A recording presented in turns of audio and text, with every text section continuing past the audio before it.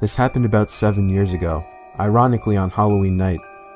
It was pretty late, close to midnight, so all the kids in the neighborhood had already gone home.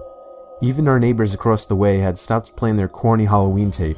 You know, the ones with the creaking door sounds and witch cackling. It was just me and my cousin Q, sitting in the living room. Now, my other cousin, who was about 4 years old, had left her doll laying on the floor, face down. It was one of those baby alive dolls or something like that. The ones with the moving eyelids. Q had issues with that doll the moment it was bought. She hated it and said it was creepy. In fact, she often threw it down the basement stairs. I had no problems with it, and so it stayed on the floor so my little cousin could pick it up in the morning. It was very quiet for about half an hour, until I heard a loud, rasping, shuffling noise that seemed to be coming from outside. It sounded like an older man right outside our window. I turned to Q, who looked back at me. "Did you hear that?" "It's probably the neighbor's tape again," she said. She went back to typing on her computer. It was silent for another minute before we heard the rasping noise again, louder this time. It sounded like the man was trying to say something. I got up from the couch and peeked out the window. Absolutely no one out there, not even in the street. Our neighbor's house was dark. It was as still as any night in our quiet neighborhood. "There's no one out there," I said, looking back to Q. She didn't say anything. I was kind of getting freaked out. Another minute passed, and this time there was whispering, but loud whispering. I remember it sounded like a kid and a woman. Q finally looked up from her computer. "It's that doll," she said.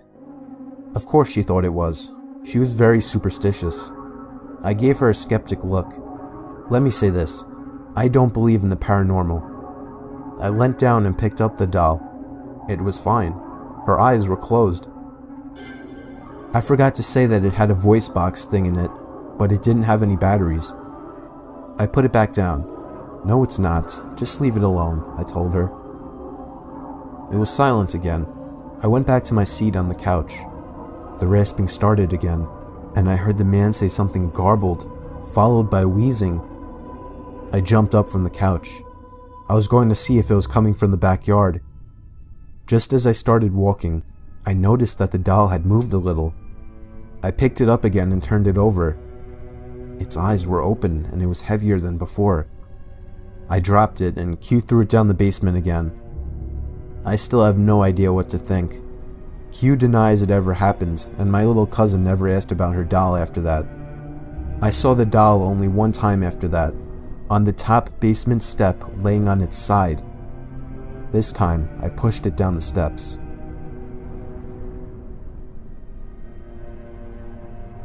I was up late reading on a cold night. My bedroom is on the first floor, and I live alone in a relatively quiet and wooded area. For that reason, a lot of my windows didn't have any blinds, since it wasn't as if people driving by were able to look into my house. Plus, I like waking up to the sunlight shining in my bedroom. But this one night made me regret never getting blinds in the bedroom. After finally shutting my reading lamp to get some shut-eye, I had a good 2 minutes of silence before I heard the sound of something hitting the window. It sounded like a single tap from a person's fist. I was facing away from the window and didn't want to turn around. I was used to hearing things like tree branches brush up against the walls and windows, but I distinctly recognized this sound to be a fist hitting glass. The thought that somebody might be outside my window watching me frightened me. The fact that somebody would walk all the way onto my property to my bedroom window. I tried to accept that maybe it was just a tree branch, but a second and single knock at the window confirms my fear. It was a fist hitting the glass, and somebody was outside my window. I figured that if I just ignored it, they would go away. Maybe it was just some punk trying to mess with me. If they thought I was sleeping, they would get bored. Another knock at the window came, and I desperately tried to just stay still and show no reactions. But when the fourth knock came routinely, I decided enough was enough. I should confront this jerk like a real man. I turned to the window, and just barely caught a glimpse of a black shadow quickly moving under the window. For some reason, actually seeing something at the window killed any courage I had, and I ran to the kitchen phone and called the police. They said they would have an officer over in 10 minutes. When I hung up, I saw something in the corner of my eye. I turned my head and saw somebody standing outside my kitchen window, surely looking at me. Only for a second though, because as soon as I noticed, he took off. Somebody was watching me through all the windows. Then I received a disturbing phone call. It was my neighbor, who also happens to be my best friend. He happened to notice through his window that 3 people dressed in black walked onto my property earlier, one of them with a sharp, shiny object in his hand. This only made me panic even more. I ran upstairs where I knew I couldn't be watched and hid in the bathroom. I heard constant single knocks at the front door downstairs. No way it was the police. I just prayed they would get there in time, and thankfully, moments after the knocking stopped, I heard heavy banging at the front door, followed by someone screaming police. It turned out to be the cops, but whoever the 3 men were already gone into the woods. It might have been more than 3, I don't even know. All I know is they were never caught, and that I went out to get blinds the same week. My parents are divorced, and I was living with my dad. I'm an only child, so the only time I was around kids my own age was when I was out making friends with kids on the block. There was this one kid that lived on the corner of my block. His name was Tom. I met him while riding my bike. He strangely invited me over to shoot some hoops with him, so I did. He was a lot older than me. I was 12 and he was 16. I found out after hanging out with him a lot that he was an only child as well, and that he also lived with his dad. At first, I found him very relatable. I gave him my phone number and he would call to hang out. Sometimes he would come over and play video games. But then he started getting weird. He would call non-stop. If I didn't answer, he would begin to leave annoyed messages. He would call 5 or 6 times before coming over and ringing the bell. If my dad wasn't home, I usually didn't answer it. But when he was home, he would force me to hang out with Tom, even though I told him he was creepy. I biked with Tom back down to his house while pretending to listen to him babble on about stupid shit. This kid would never shut up. I needed to find a way to get him to stop looking for me. Then, for the first time, he invited me into his house. I really didn't want to go in, but it didn't seem I had a choice. The second I walked into the door, the foul, disgusting odor of his house filled my lungs. Clothes were tossed all over the floor, broken glass in one corner of the room, and what looked like coffee stains on the wall. It was the most disgusting place I'd ever seen. And then, a huge, shady-looking man walked out from another room. He looked at me with a very intimidating look. I felt myself backing up away from him, until Tom introduced him as his father. The man just gave me a big grunt and stomped off into another room. It was official, this kid was a fucking creep. I needed to get away from him for good. I decided I didn't even want to be in that house anymore and just made up some excuse to go. I think that I said that I forgot I had a doctor's appointment, and at that moment, his smile slowly faded as an unhappy, if not extremely angry expression crossed his face. He didn't even give me any response. He just looked at me with this unnerving stare. I left in a hurry and ran back down the block to my house. The door was locked, surprisingly. I unlocked it with the key my dad made me carry and found that he wasn't home. I really wanted him to be home. And then I found a little sticky note on the fridge saying he was called into work for a possible storm emergency. So that night before going to sleep, I checked my email for a response from somebody on eBay, but instead I had about 5 new emails all titled in capital letters, and they were all sent from an email named tomtom20@aol.com. It was him. I never gave him my email and still have no idea how he got it. One of the emails was titled, "You made a mistake." Another was titled, "I know where you live," and the rest were filled with profanity and threats. I was only 12 and was extremely intimidated by this, so I was ready to call my dad, but as soon as I was heading to the kitchen phone, I heard the sound of rustling bushes outside. I opened the blinds of the window that was facing the bushes and was greeted by the face of a huge man who I instantly recognized as Tom's dad. I called the police, but by the time they arrived, he was already gone. When my dad came home early because of this situation, we went on to get a restraining order as soon as possible. Tom and his dad moved out about a month after that. I moved into a house that my aunt and uncle had been renting out for several years after they built a new place. I spent a few months alone before a buddy from work asked if I was looking for a roommate. I thought about it for a few days and ended up allowing him to move in. It was a 2-bedroom place with a den and office in the garage. He decided he wanted his own space as the bedrooms were right next to each other, so he moved his stuff into the office in the garage. And I have to admit, it was a pretty cool setup he had. The only problem, he didn't have a bathroom or kitchen out there, so he would use the kitchen and toilet in the house. We worked different schedules, so I would often leave the house unlocked for him. One night, I went to my girlfriend's house for dinner. After I got back, I decided to grab a 6-pack of beer I had bought the previous night. When I opened the fridge, my beer was gone. I assumed it was my roommate and went into a blind rage. I stormed out into the garage and slammed his bedroom door open. He was sleeping and rolled over. I screamed at him, asking why he drank my beer without asking. He said he didn't touch my beer and rubbed the sleep out of his eyes. Having lived with him for a while, I was pretty good at judging when he was lying. I felt he was telling the truth.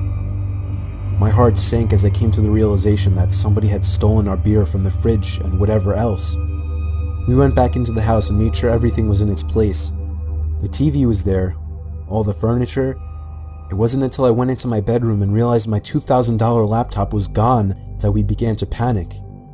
My buddy called the cops and we searched high and low for the beer and laptop, thinking I might have misplaced them. We soon gave up and began to search the yard for whoever had done this. We didn't live alone in this house though. There was a room that had been built on several years after the house was built. My aunt's dying mother spent her last couple of years living there, as it was easy for my aunt and uncle to care for her during her sickness. When she died, they began to rent the room out to a strange woman, before eventually moving out themselves and renting the rest of the house out. The woman remained there until we moved in, and my aunt and uncle had their concerns with her. They believed she was a drug addict, which became evident to us during our stay there. She behaved erratically, and we would hear strange noises from her end of the house all hours of the night. Her brother moved in several months after we did, which was strange because her place was a 1-bedroom suite. We figured he just slept on the couch or something. He was even weirder than her though. He wouldn't acknowledge me when I pulled up into the driveway while he was sitting having a smoke. Trying to make conversation with the guy was pointless. He basically just stared through your soul. One night he even asked my roommate if he could score him drugs. That night during our search for the burglar, we went out to the garage door, only to find bare footprints in the snow. The footprints led from their suite door to our garage door. We put 2 and 2 together and began banging on their door. We said we knew it was him and he'd better answer the door. Someone inside lifted the curtain and made eye contact with me, which to this day still gives me chills. The cops showed up and took down all our information. They scoured the house and found nothing and no one. We showed them the footprints and explained that the people living in the suite were drug addicts. We gave the officers their names. They ran their names in their cruiser and came back to inform us that the man had a warrant in another province and was convicted of breaking and entering several years back. The cops knocked on their door for several minutes and identified themselves as police officers to no avail. They informed us that because the warrant was from out of province, and technically the man hadn't committed a crime, there was nothing they could do about it. The cops left and it was 1 a.m., so my roommate and I went to bed. The door that connects the 2 weirdos' suite and my part of the house can only be locked from their side of the door. I completely forgot about this before falling asleep. During the night, I heard footsteps outside my door and a few loud bangs. My doorknob began to shake violently. I was barely awake and brushed it off as my roommate. Luckily, I always lock my bedroom door at night. The next morning, I asked my roommate what was so important at 3 a.m. that he would need to try and get in my room. He told me he slept through the night and hadn't even got up to go to the bathroom. My heart sank. I told him what had happened during the night. I have never been more glad that I locked my door at night, due to some silly childhood fear that I've held onto into adulthood. To this day, I wonder what would have happened if I left my bedroom door open and that man got into my room. Needless to say, me and my buddy moved out of that place a few weeks later.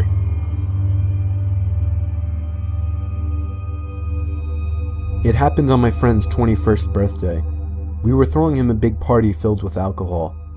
There were a lot of people I didn't know there. It was just chaotic in the house. There were probably 100 people. But even in all the chaos, I noticed one shady character that stood out. There was an older man sitting in the corner of the room, just kind of watching everybody drinking and dancing. I didn't think much about it at first, assuming it was someone's dad or uncle or something. But as the night died down, and more than half of the guests had already left, the man was still there, by himself in the corner. At that point, I asked one of my friends who that guy was, and he said he had no idea. We decided to wait until most of the guests had left, figuring maybe he would too. And when the last of the guests were gone, we went back into the living room, and surely enough, he was gone. I felt relieved immediately, even though it wasn't even my house. That man just seemed so out of place, and it was downright creepy. Me and a couple of other friends slept over that night. I slept on the couch in the den. Falling asleep was easy with all the alcohol running through my veins, but staying asleep was a problem. I woke up in the middle of the night, feeling insanely thirsty and having to go to the bathroom. I first went to the bathroom since it was closer, and then went up to the kitchen and got a glass of water. When I went back down to the den and laid back down on the couch, I noticed that the sliding door to the coat closet across from the couch had been slightly slid open. It was too dark to see anything else though, like anything inside of it. I felt a chill run down my spine as I remembered the creepy man sitting in the corner. The idea of that man hiding in the closet immediately popped into mind. I continued to lay still, under the assumption that he was watching me through the open door of the closet. I began to plan my escape. I could jump over the other couch and land right next to the stairway upstairs to the living room, but I just had to gather up the courage to do it. Then I saw the closet door slide open a little more, and that's when I got the courage to run for it. I jumped over the couch and ran up the stairs. I could hear the closet door fully slide open and somebody running after me. I screamed at my friends who were on the couches to wake up. All three of my friends that were in the living room woke up and looked at me as if I were crazy. I knew that we now outnumbered him 4-1, so I looked at the stairs and waited, but he never came up. My friends demanded an explanation, so I told them that the creepy man from earlier was hiding in the coat closet, and he almost chased me up the stairs. Just then, we heard the back door from down in the den open up, and we all looked at each other. We called the cops, but the man was never found. He simply left through the back door. When I was going to college in North Carolina, I started working at a local TJ Maxx store for some extra cash. Since I was in class during the day, I usually worked the later shifts. One night I was walking to my car. I think it was about 11 or 11:30. As a safety protocol, all of the employees left together and the security guard would watch from the sidewalk to make sure we all got to our cars all right. I was approaching my car when I heard a car pull up behind me. I turned around and there was a woman with her teenage daughter in the passenger seat. She rolled the window down and started giving me a story about how they just came into town to visit family and that they're out of gas and have no money, and then asked if they could borrow a few dollars. I told them the truth, which was that I had no cash on me. I never carry cash. So she just looked at me and asked very hurriedly if I would get into the car with them, go to the gas station, and buy them about $10 worth of gas. I mean, obviously I said no, and she asked a few more times. It wasn't until I had said no that I noticed the daughter in the passenger seat had been staring at me the whole time, and she was licking her lips and wringing her fingers. At that point, I bolted back to the store where the security guard was, because they had pulled up behind my car, so I would have been stuck there. I told him what had happened. He started walking to their car, and they sped away.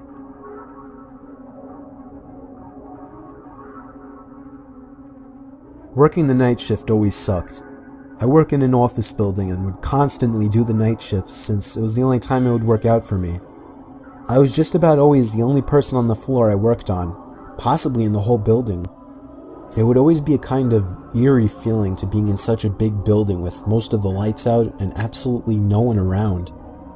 But on the upside, it was peaceful and less stressful, and I was able to get a lot of work done.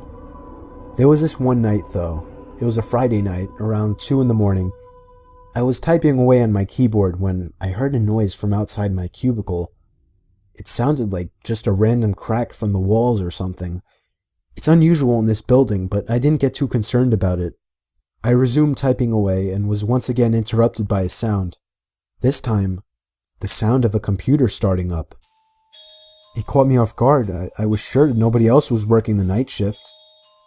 I stood up on my chair to get a view over the cubicle walls.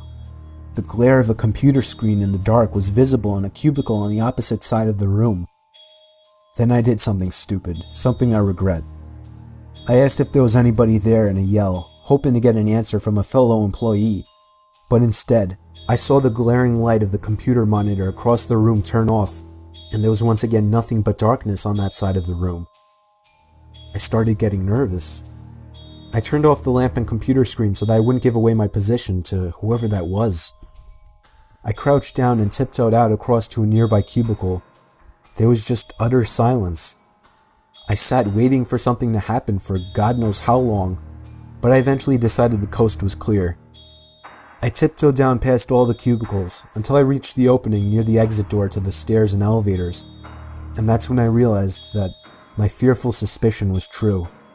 There was a man crouched down behind a plant in the corner of the room, dressed in all black. I felt my heart sink as I noticed him, but it didn't seem like he knew that I noticed him. I turned back to the stairway door. There was no way I was going to wait for the elevator and take a chance. I casually opened the door and closed it behind me, proceeding to walk down the stairs. After making it down about 2 flights of stairs, I heard the door above me push open aggressively, followed by manic echoing footsteps coming fast down the stairs. I raced down the stairs, running as fast as I could, all while the footsteps above me were getting louder. I finally made it to the first floor, raced through the lobby, and out the front door. Whoever was in there didn't follow me. I immediately called the cops, along with one of my bosses. My boss said no one was scheduled to work except for me. The cops scanned the place from top to bottom. There was no one in there. I couldn't help them out with any description other than he was wearing all black. I did continue to do the night shift for about a week after that, with my boss allowing me to lock all possible entrances to the floor, including the elevators. But I still wasn't comfortable with it, so ever since, I've been doing the day shifts.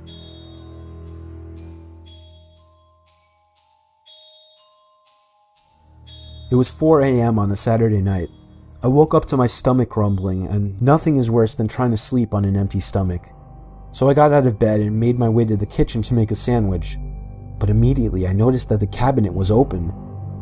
I'm always super obsessive over closing everything I open, so I couldn't believe that I had done that. I found it more odd than most people would. That's just how I am. Most people would shut the cabinet and forget about it, but I went as far as investigating around the house for any unwanted guests. There was nobody in any of the closets I checked, but when I went down to the den, the back door was wide open. I was certain now that someone had been in my house. I somehow had the balls to step outside and turn on the patio light, and there was somebody sitting in one of the patio chairs. He looked at me with a blank expression and got up slowly. He looked filthy, almost homeless. His hair was down to his shoulders. He started walking closer to me. I couldn't tell what his intentions were, and I kinda just stood there, almost taking him as harmless. But he suddenly lunged at me, and I barely had time to shut the door and lock it. We stared each other down for 10 seconds through the glass, until I finally realized I should be taking that time to call the cops. I ran to the kitchen to get the phone, and as I was dialing, I noticed when I got back that he was already gone. I still called the cops, but nothing was ever found of the man.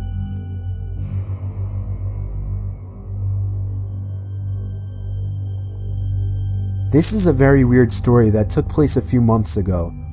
I still live in the same house this happened in. I have an electrical outlet under my bed that I use to charge my phone with. I leave my phone up on the ledge above my bed every night, usually using it as an alarm. However, something strange started happening on a Monday night in February. I woke up to my alarm clock blasting. Only it was still dark out. I looked at my actual alarm clock sitting on my desk.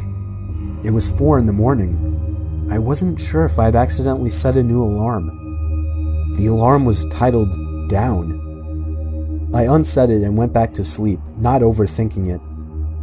The next night, I woke up again to the sound of my phone's alarm clock blasting. I saw that the time was 3 in the morning, and the alarm clock title was set to Beneath. No way had I set that alarm. I would remember something like that. I figured my brother was playing a joke on me somehow. The next morning, I told my dad to tell him to stop messing with my alarm clock, that it's interrupting my actual sleep on school nights. But he swore on his life that he had never touched it, and I kinda believed him. That night I put a password on my phone and wrote it on a sticky note just for safekeeping. I hid the sticky note on the wall behind my bed and made sure no extra alarms were set. The only one was set for 8 a.m. I fell asleep, but once again, I woke up to the blasting alarm clock in total darkness. 2 a.m. The alarm was titled The. I was a little freaked out now. Something was really wrong with my phone. I was sure someone was hacking into it. The next day I left it off for the whole day in hopes that whoever was messing with it would forget about it. And that night I used my actual alarm clock on my desk as an alarm instead. I set it to 8 a.m. and went to sleep. Thanks. What'd you get?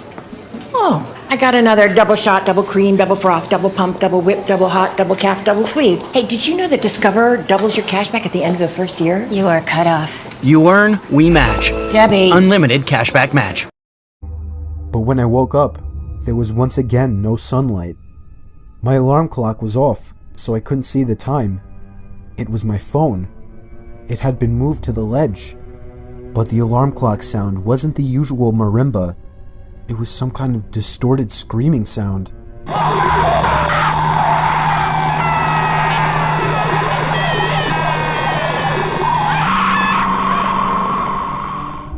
I turned off the alarm, which was titled Bed. It was 1 in the morning. I was laying there clueless, not knowing what to think. My phone was at 10%, so I reached down under my bed to try and find the charger that's normally plugged into the wall. It was missing. And then, at the worst possible time, I realized exactly what it all meant. The 4 alarm titles formed a sentence. Down beneath the bed. I tried to pull my arm away, but it was too late. I felt a hand grab my arm and squeeze tight. I screamed as loud as I could, loud enough for all the neighbors to hear. I heard my parents' bedroom door open and footsteps running over to my room. My door opened and my dad barged in with a baseball bat. He saw that I was being pulled down to the edge of my bed. My dad reached under my bed and grabbed a hold of the man hiding under. He knocked him out with the bat and called the cops. The man clearly didn't plan that out, as he basically trapped himself under my bed. Police told us that he was a registered sex offender who had been arrested 10 times. He's extremely messed up in the head, and clearly gains pleasure from messing with and scaring his victims. It scares me the most that he was in our house and under my bed for 4 days.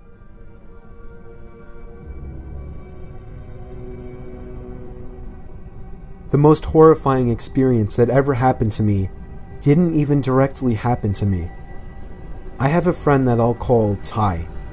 We would hang out or at least text every day, but there was this one day that he didn't respond to any of my texts or calls. I went over to his house, which was a block away, to see if he was alright. I knocked and rang, but he didn't answer, which was weird because his car was there. I got the feeling he wanted to be left alone. But late that night, I got a FaceTime request from an unknown number. I cautiously answered it with the camera aimed away from my face. A face popped up on the screen, and it was Ty.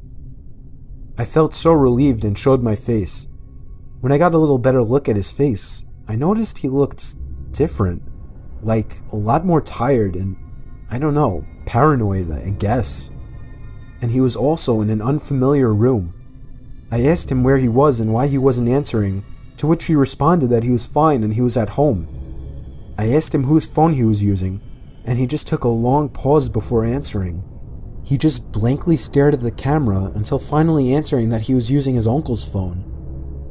That was really weird, but before I could question him further, he all of a sudden demands that I lend him $10,000 and that he'll pay me back. I can't help but laugh at this until I see that he's serious. More than just serious. His facial expression filled with what looked like worry.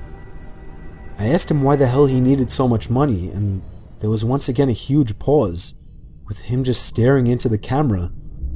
He finally says he has to go, and with that, the call ended. It was probably one of the weirdest and most unnerving experiences of my life. I had never seen him act so weird. Something was clearly wrong with him. But it was late, and I figured I would just go over to his house tomorrow and talk with him. The next day, first thing in the morning, I went straight over to his house and rang the doorbell about 10 times. He didn't answer. I eventually gave it up as a lost cause.